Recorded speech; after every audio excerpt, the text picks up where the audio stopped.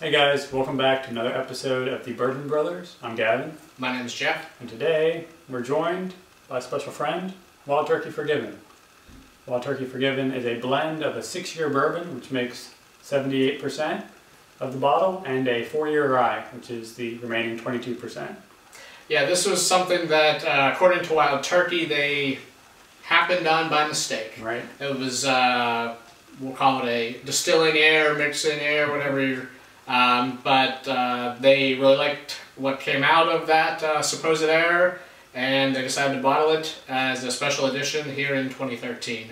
Wild Turkey is based in Lawrenceburg, Kentucky, and it's run by Jimmy and Eddie Russell.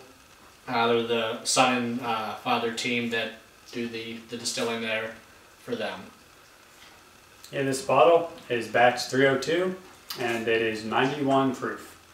So, Jeff, you want to get into some... Yeah, let's take a look at it, see what we think for color here. Hold it up to the light. Yeah, I mean, it's probably a light amber. You're getting some of the, the rye gives a little bit more of an amber tone to it. Definitely, it's a lighter bourbon, but the rye definitely brings it a little darker. So we'll go with deep amber on the appearance.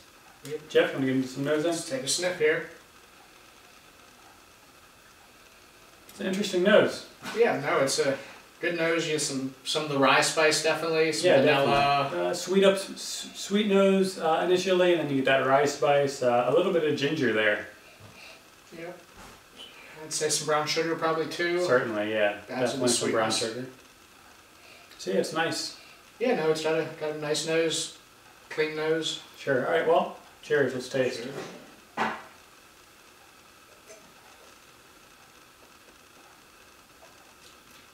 Jeff, one of the first things I'm noticing is it's a little minty. Yeah, a little which bit of mint. brings it up there. It's a little light mouthfeel. Creamy vanilla, certainly.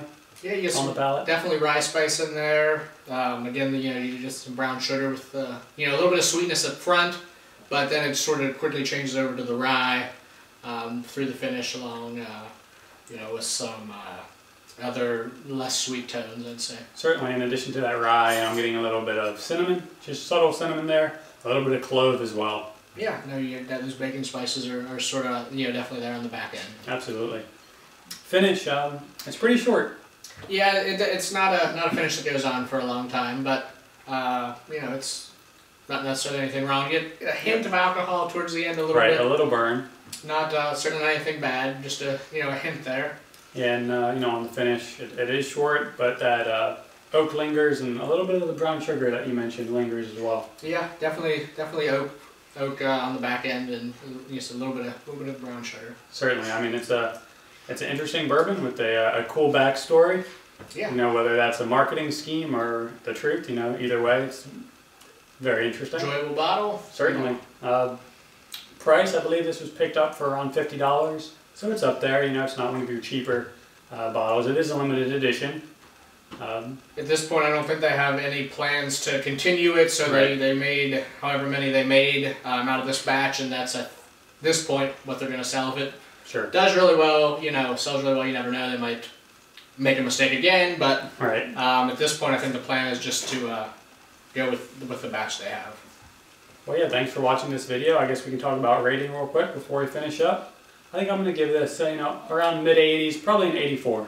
Yeah, I'll go, I think an 86, a couple points higher than you, but it's certainly right there in the mid-80s. I would say is a good spot for it. Probably the price maybe affects it a little bit. Definitely. For a limited release, you might expect maybe just a little bit more out of it. Sure. A little more flavor profile, but it's an enjoyable bottle. Absolutely. If you have it, give it a try. Let us know what you think. Remember, don't forget to subscribe to our videos, share it with your friends, and don't forget to follow us on Twitter at BourbonBReviews. Links to that Twitter and our personal blogs are down below. Check them out. Thanks. Thanks.